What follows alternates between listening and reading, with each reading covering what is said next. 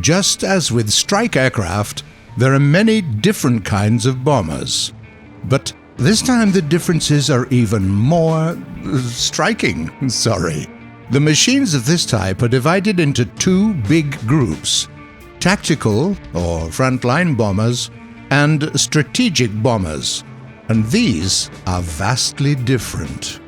The former are designed to destroy targets at shorter ranges, typically near the troops.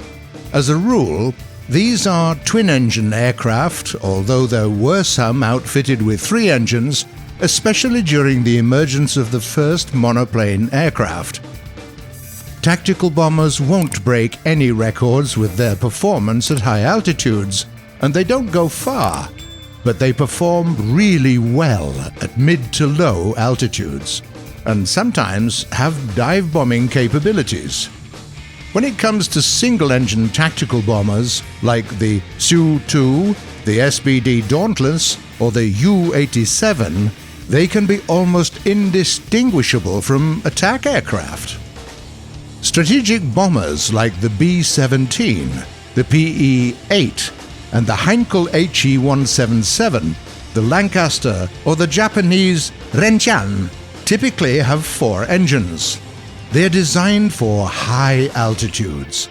They aim to destroy strategic targets like factories, infrastructure, and cities, or enemy troops en masse. Despite the numerous differences in the way two classes operate, there are some common mistakes that will get you back to the hangar on any bomber, regardless of the type. The biggest mistake: you fall prey to survivorship bias. It only takes a single good burst to turn your bird into a ball of flame.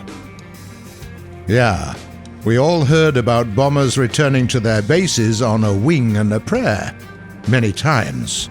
And that's something that really did happen a few times. In fact, you have to be incredibly lucky to pull off something like that. In most cases, even a flying fortress has to land for repairs after a few good hits.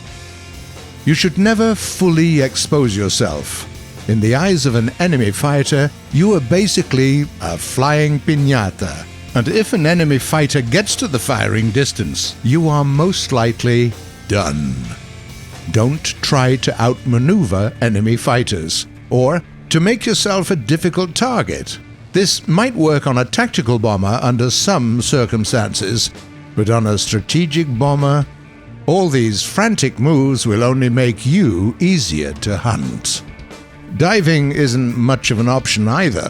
A fighter will catch up with you anyway, if your bird doesn't fall apart on its own, that is. In fact, there are only four means of fending off enemy fighters that you have at your disposal: high altitude, defensive armaments, flying in a defensive formation, and Allied fighter aircraft. That's where most of the other mistakes come from. Mistake number 2. You drop altitude. If you want to live, don't. And do whatever it takes to stay up high. Go around the area of confrontation to climb higher, and to allow Allied fighters to climb with you, or to allow them to drag the fight to lower altitudes away from you. Mistake number 3. You overestimate your gunners. It's just like in real life. The idea is not to shoot an enemy down.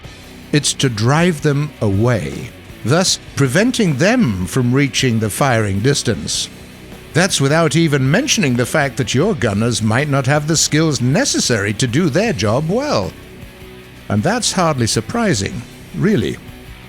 Imagine that you are given an MG, 100 bullets, and then asked to hit a plastic bottle from half a kilometer away. Spoiler: even if you're a good shot, you probably won't do well. And the challenge your gunners face is even tougher. Mistake number 4.